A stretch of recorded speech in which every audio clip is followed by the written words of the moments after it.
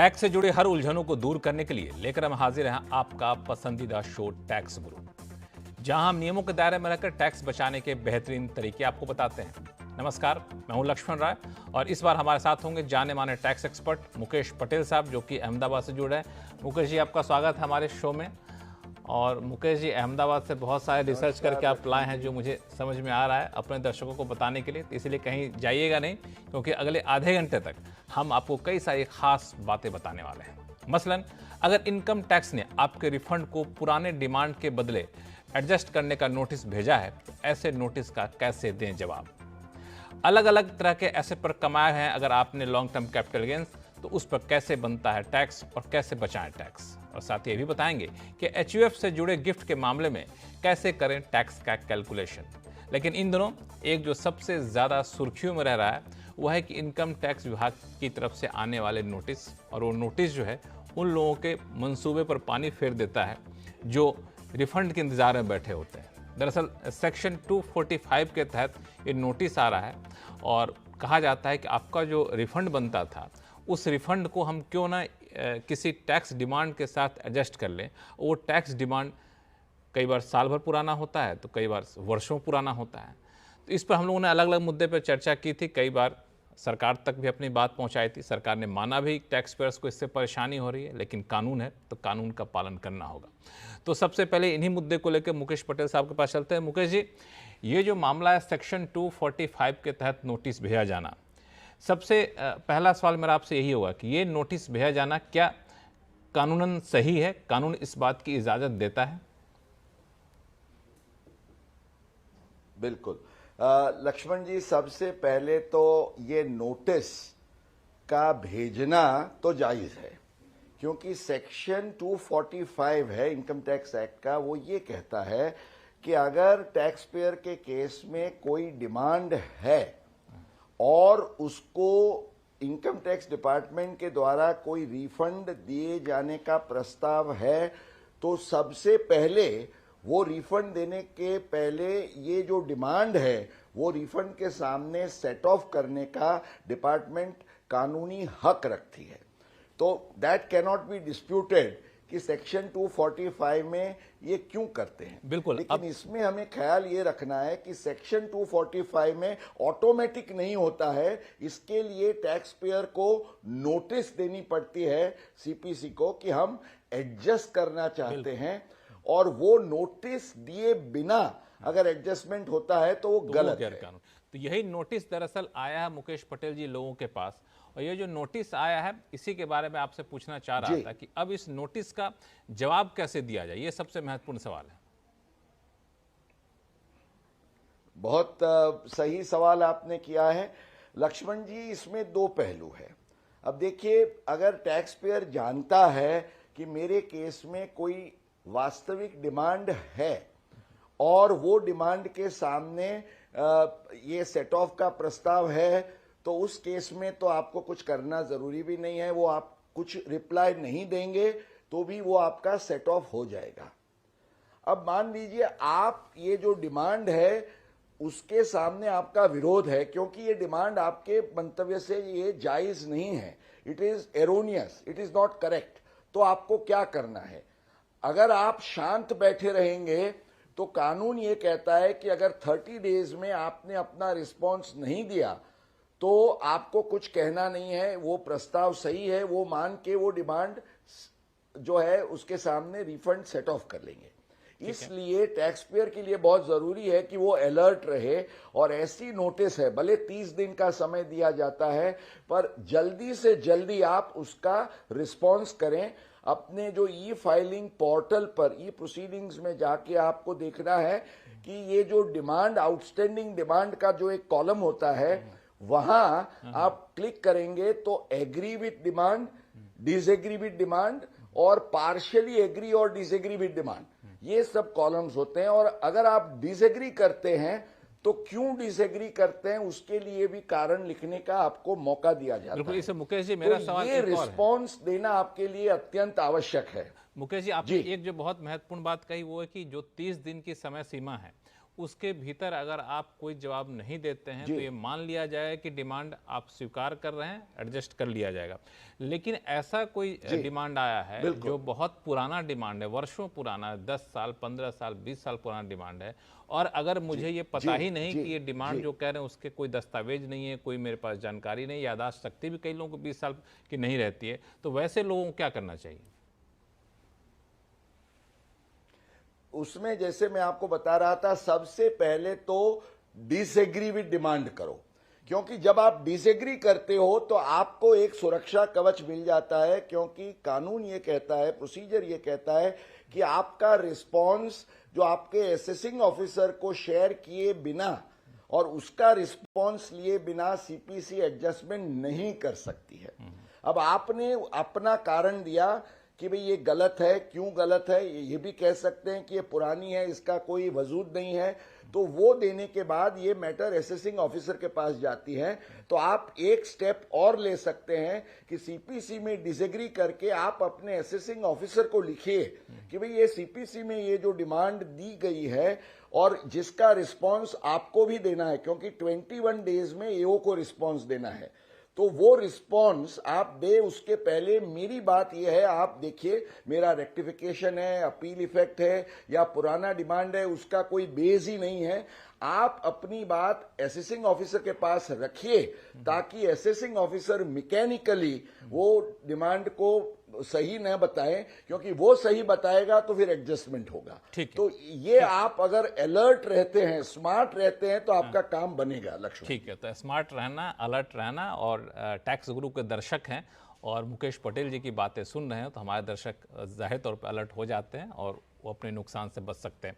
चलिए अब शुरू करते हैं सवाल जवाब का सिलसिला। सबसे पहले चलते हैं नागपुर, जहां से श्रीनिवास जी हमारे साथ फोन लाइन पर बने हुए हैं। श्रीनिवास जी नमस्कार, कैसे हैं आप? नमस्कार। नमस्कार लक्ष्मण राय जी, नमस्कार मुकेश पटेल जी। जी बताएं, क्या सवाल है आपके पास? नमस्ते जी। मेरा सवाल बहुत सिंपल है। मैं और मेरी पत्नी दोनों के नाम पे एक प्लॉट था जी, जिसे हमने अगस्त 2023 में 48 एंड 49 लाख में बेचा है। यह प्लॉट हम 2015 में 17 और 18 लाख में खरीदे। ठीक है। अब हम दोनों प्राप्त पैसों से ज्वाइंट ओनरशिप में एक फ्लैट खरीदना चाहते हैं जिसकी कीमत करीब करीब 1 करोड़ है और वह हमें 2 वर्षों के अंदर ही अलॉट होने वाली है। क्या हम दोनों इस फ्लैट की खरीदने पर 54F के तहत एलटीसीजी टैक्स बचा सकते हैं क्या? श्रीनिवास जी, ये सवाल आपका भले ही सिंपल है लेकिन बहुत ही महत्वपूर्ण सवाल है, क्योंकि ज्वाइंट नाम पे ये सारी प्रॉपर्टी का लेन देन आप करना चाहते हैं तो कई सारे दर्शकों के लिए बड़े ही काम की चीज है। मुकेश जी, क्या सुझाव देंगे ऐसे लोगों को?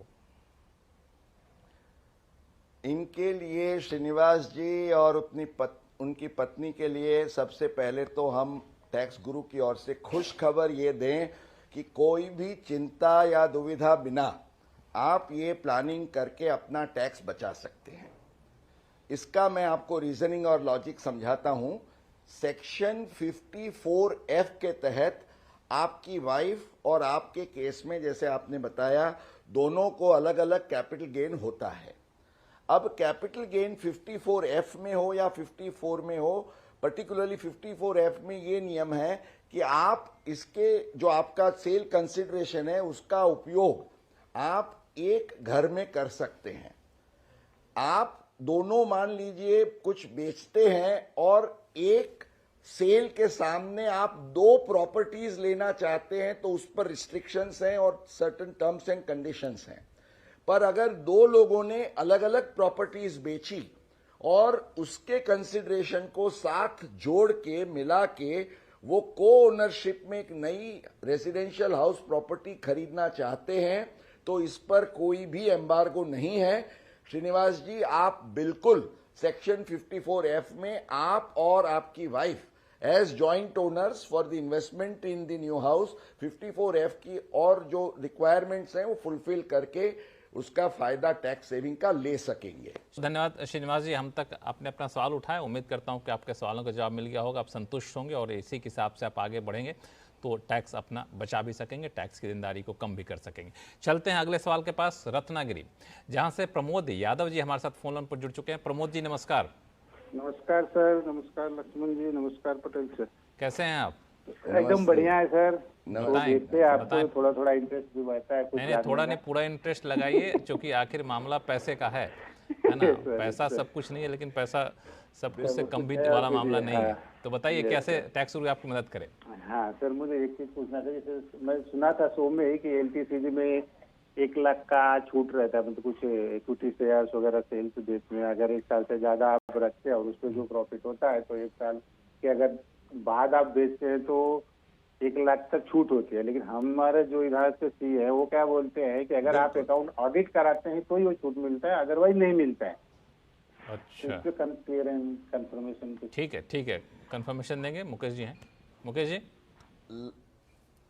लक्ष्मण जी, इनको हम प्रमोद जी को इतना ही कहेंगे कि आपकी फिक्र छोड़ दीजिए।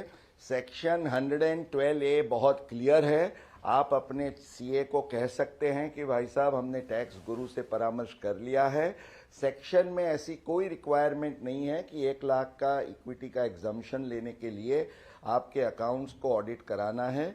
कोई आवश्यकता नहीं है। आप बिना कोई भी चिंता या फिक्र please go ahead and claim your exemption. No बिल्कुल ऑडिट रिक्वायर्ड। प्रमोद जी, कोई कंफ्यूजन तो अब नहीं रहा। नहीं, कंफ्यूजन नहीं। एक थोड़ा सा और एक कंफर्मेशन चाहिए था हाँ सर। बताएं ना। जैसे अगर मैं पैसा अपने मिसेज को कुछ देता हूँ अपने सैलरी से, और चाहे शेयर मार्केट में या कहीं भी उनके नाम पे मैं डालता हूँ, अगर उससे जो इनकम होता है तो वो उनको अगर टैक्सेबल होता है तो वो भरेंगे कि मुझे भी भरना पड़ेगा?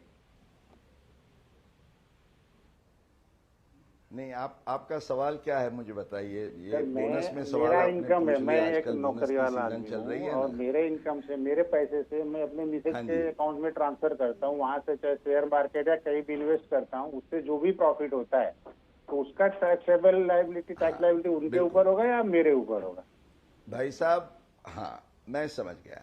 आप जो पैसा है अपने अकाउंट में से अपने वाइफ के बैंक अकाउंट में अलग से ट्रांसफर करते हुए, ये अमाउंट आपकी वाइफ को इन्वेस्टमेंट करने के लिए लोन के तौर पे देते हैं, उस तरीके से दीजिए। उसमें से वो निवेश करेंगे, जो भी प्रॉफिट होगा उसका कोई क्लबिंग ऑफ इनकम नहीं होगा। अगर आप गिफ्ट देते हैं और कैपिटल गेन होगा तो वो क्लबिंग में जाएगा। माना लोन और गिफ्ट में ये बहुत फर्क है, सेक्शन 64 के क्लबिंग प्रोविजंस को लक्ष्य में रखते हुए। उम्मीद करता हूं प्रमोद जी आपके सवालों का जवाब मिल गया होगा। कई सारे सवाल हमारे पास आ चुके हैं, लेकिन फिलहाल वक्त है छोटे से ब्रेक का। ब्रेक के बाद जानेंगे कि अलग अलग एसेट पर अगर आपको हो रहा है कैपिटल गेन्स तो कैसे बचाएं अपना टैक्स, बताएंगे छोटे से ब्रेक के बाद।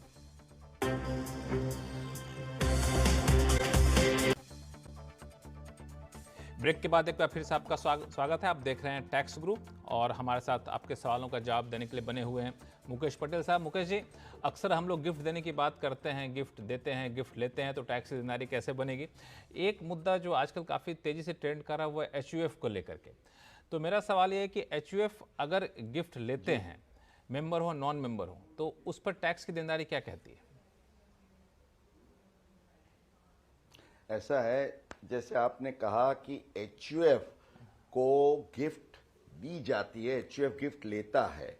अगर वो मेंबर से लेता है तो सेक्शन 56(2) के दायरे में वो रिलेटिव से गिफ्ट दी गई ये मान के उस पर HUF को कोई टैक्स नहीं लगेगा। लेकिन इस केस में सेक्शन 64(2) उसके तहत क्लबिंग ऑफ इनकम के प्रोविजंस लागू पड़ेंगे, ये हमें ख्याल में रखना है। नॉन मेंबर से अगर गिफ्ट ली तो वो HUF को बिल्कुल 50,000 से ऊपर वित्तीय वर्ष में गिफ्ट मिलती है, टैक्स लगेगा ही लगेगा। That's the answer to your question. अभी इसे मान लिया जाए कि ये तो गिफ्ट लेने की बात हुई, अगर गिफ्ट देता है HUF तो वहां पे क्या नियम है? जी अच्छा, वहां भी देयर आर 2 सिचुएशंस कि HUF जो गिफ्ट देता है, अगर जिसको देता है वो नॉन मेंबर है तो नॉन मेंबर के केस में ये 50,000 से ज्यादा इनकम गिना जाएगा गिफ्ट को, और उस पर तो टैक्स लगेगा ही। अब अगर HUF अपने ही मेंबर को गिफ्ट देता है तो ये एक बड़ी इंटरेस्टिंग सिनेरियो है, क्योंकि इसमें थोड़ा मतांतर है कुछ ट्रिब्यूनल्स के बीच में। कुछ ट्रिब्यूनल्स का कहना यह है कि ये 56(2) के दायरे में ये एग्जम्प्ट गिफ्ट है क्योंकि इसको रिलेटिव की गिफ्ट माना जाएगा। कुछ ट्रिब्यूनल्स ने ये कहा कि भाई ये रिलेटिव से गिफ्ट में इंडिविजुअल अगर एचयूएफ को देता है, लेकिन एचयूएफ इंडिविजुअल को देता है तो ये नहीं आएगा। पर इसमें एक नजरिया और है जो मेरे हिसाब से बहुत इंपॉर्टेंट और इंटरेस्टिंग है कि सेक्शन 10 सबसेक्शन 2 के तहत कोई भी एचयूएफ अपने मेंबर को कुछ अपनी इनकम में से देता है तो उसको एग्जम्प्ट माना जाता है। तो मेरा कहना यह है कि अगर आपको 56(2) में थोड़ी समस्या है तो आप एक अलग सेक्शन, थोड़ा thinking out of the box करके सेक्शन 10(2) में एग्जम्पशन मांग सकते हैं। ये मेरा कहना है लक्ष्मण जी। चलिए, तो बहुत ही काम की बात है एचयूएफ के लिए। अब वापस से चलते हैं सवाल जवाब के सिलसिला पर। चलते हैं भुवनेश्वर, जहां से तुषार पांडा जी हमारे साथ फोन लाइन पर जुड़ चुके हैं। तुषार जी नमस्कार, क्या सवाल आपके पास? हाँ, नमस्कार मुकेश जी और नमस्कार लक्ष्मण जी। जी नमस्कार। नमस्कार। नमस्कार। तो नमस्कार। मैं एसबीआई से एक लोन लेके फ्लैट खरीदा था जिसका इंटरेस्ट 2 लाख से ज्यादा हो रहा। तो मैं इनकम टैक्स 24 में वो 2 लाख का रिबेट ले रहा। ठीक है। तो अभी क्या हुआ, मेरी वाइफ ने कुछ पार्ट पेमेंट के लिए दिया था, तो उससे मैं वो ऑनलाइन ट्रांसफर किया मेरे अकाउंट को, मैं वो मनी पार्ट पेमेंट कर दिया एसबीआई। तो अभी क्या हुआ, उनका इंटरेस्ट 2 लाख नहीं हो रहा है। तो मेरा सवाल ये है कि जो वाइफ ने जो रकम दिया है उसको मैं अगर कुछ इंटरेस्ट दूं, उसे 24(1) से शो करके पूरा 2 लाख कर सकता हूँ? अगेन आपके लिए खुशखबरी है भाई साहब, क्योंकि इनकम टैक्स एक्ट की ये सेक्शन 24 के संदर्भ में 1969 का एक सीबीडीटी का सर्कुलर नंबर 28 है, इसे याद रखिएगा। ये कहा गया था कि अगर आपकी एक हाउसिंग लोन को आप चुकाने के लिए और कोई लोन लेते हैं तो वो दूसरी लोन पर जो आप ब्याज चुकाते हैं उसको भी हाउसिंग लोन का इंटरेस्ट मान के आपको टैक्स डिडक्शन का लाभ दिया जाएगा। तो आपके लिए आंसर है यस। आपकी वाइफ को जो आप इंटरेस्ट देते हैं वो टोटल कुल मिला के 2 लाख के दायरे में दोनों इंटरेस्ट होते हैं, आपको जरूर उसका फायदा मिलेगा लक्ष्मण जी। चलिए, तो फायदा इसका मिलेगा तुषार जी, आपको टेंशन करने की जरूरत नहीं है। चलते हैं गुजरात, जहां से भारती शर्मा जी हमारे साथ फोन लाइन पर हैं। नमस्कार भारती जी, बताएं क्या सवाल आपके पास? नमस्कार सर। नमस्कार। नमस्कार सर, मेरे 2 क्वेश्चन हैं। एक क्वेश्चन तो ऐसा है, हेलो, हाँ बताएं, पहला सवाल बताएं, फिर दूसरा सवाल आपसे लूंगा बात। बोलिए बोलिए भारती जी। हाँ, 2009 में मेरा म्यूचुअल फंड था, तो अभी मैं ये चाह रही हूँ कि मैं उसको सेल कर दूं, और मेरा एक टेनामेंट है और उसमें मैं एक्सटेंड कर रही हूँ अपना घर। तो उसमें मुझे, अगर मैं सेल करती हूँ अभी, तो मुझे सेक्शन 154 में अगर मुझे एग्जम्पशन मिलेगा लॉन्ग टर्म का कुछ? बिल्कुल भारती जी, आपके लिए खुश खबर ये है कि आपको जरूर सेक्शन 54 का एग्जम्पशन मिलेगा, क्योंकि आपका ग्राउंड फ्लोर तो एक घर है ही। अब फर्स्ट फ्लोर को एक सेपरेट यूनिट गिना जा सकता है, और ये आपने उसमें जो कंस्ट्रक्शन में निवेश किया आपके ग्राउंड फ्लोर के ऊपर फर्स्ट फ्लोर के कंस्ट्रक्शन में, वो निवेश की रकम आपको सेक्शन 54 के कैपिटल गेन के एग्जम्पशन के हेतु सर आप उसका उपयोग कर सकते हैं। अगला सवाल क्या है भारती जी? ये है कि एनआरआई है एक, तो एनआरआई में उसने जो म्यूचुअल फंड में पैसा इन्वेस्ट किया था, तो अभी सेक्शन 195 को अगर हम रिटर्न में डिक्लेयर करते हैं तो उसमें डिविडेंड इनकम की इंटरेस्ट इनकम क्या ले उसको? देखिए, आपको म्यूचुअल फंड से अगर कैपिटल गेन हुआ है तो उसको कैपिटल गेन के तहत दिखाना है। अगर आपने डिविडेंड वाला या इंटरेस्ट वाला म्यूचुअल फंड लिया है तो उसको इंटरेस्ट या डिविडेंड की इनकम गिनी जाएगी। पर ये एनआरआई का इन्वेस्टमेंट है, इसलिए सेक्शन 195 में TDS at a flat rate 20%, 20 या 30 जो भी रेट लगता है उसके हिसाब से लगेगा। पर आप अपना रिटर्न भरते हुए जो आपका एक्चुअल टैक्स बनता है उसकी गिनती करके आप रिफंड ले सकेंगे। चलिए, उम्मीद करता हूं भारती जी आपके सारे सवालों का जवाब मिल गया होगा। आगे भी कोई सवाल हो तो हमें लिखिएगा tax@moneycontrol.com पर। और फिलहाल वक्त है छोटे से ब्रेक का। ब्रेक के बाद बताएंगे कि रिटायरमेंट के बाद मिलने वाले अलग अलग फंड पर कैसे बनती है टैक्स की देनदारी। बताएंगे छोटे से ब्रेक के बाद। चलते हैं गुजरात, जहां से शक्ति जी हमारे साथ फोन लाइन पर जुड़ चुके हैं। शक्ति जी नमस्कार, क्या सवाल आपके पास? मैं स्टेट गवर्नमेंट रिटायरमेंट VRS लेकर रिटायर हुआ हूँ और रिटायर होने के बाद मुझे gratuity, PF, leave encashment, commuted pension, group insurance का सेविंग फंड के पैसे मिलने वाले हैं। तो वो न्यू टैक्स रेजिम में टैक्सेबल है या नहीं? और दूसरा, ये IT रिटर्न में कहाँ दिखानी होगी ये इनकम? ठीक है, एग्जामिनेटेड इनकम में या सैलरी के साथ? मुकेश जी। शक्ति जी, आपका बिल्कुल 2 क्वेश्चंस को हम फटाफट ले लें। तो सबसे पहले तो अच्छा आपके लिए न्यूज़ ये है कि कोई भी टैक्स पेयर ओल्ड स्कीम या न्यू स्कीम की पसंदगी करता है, दोनों स्कीमों में आपके जो रिटायरमेंट बेनिफिट्स है, ग्रेचुइटी है, लीव एनकैशमेंट है, कम्यूटेशन ऑफ पेंशन वगैरह है, इसको सेक्शन 10 के तहत कंप्लीटली एग्जम्प्ट माना जाता है। इसलिए फिक्र मत करिए, ओल्ड या न्यू दोनों में आपको मिलेगा। सेकेंडली, ये जो आपको exempt with in the limits मिलता है, उसको आपको दिखाना है ITR में एग्जम्प्ट इनकम का शेड्यूल EI होता है उसके दायरे में, और this will be a full and complete disclosure. चलिए तो शक्ति जी, उम्मीद करता हूं कि आपके सवालों का जवाब मिल गया होगा। मुकेश पटेल जी, बहुत बहुत शुक्रिया सभी सवालों का जवाब देने के लिए, और अगले शो में फिर से आपके साथ हाजिर होंगे कुछ नए सवाल और कुछ नए टिप्स और आपके नए रिसर्च के साथ। और दर्शकों से कहूँगा कि आपके पास कोई भी सवाल हो, चाहे इनकम टैक्स से जुड़ा हुआ हो या फिर GST से जुड़ा हुआ हो, आप हमें लिख भेजिए tax@moneycontrol.com पर, और अपने सवाल के साथ अपना नाम और मोबाइल नंबर लिखना ना भूलें। नमस्कार, देखते रहिए CNBC आवाज़।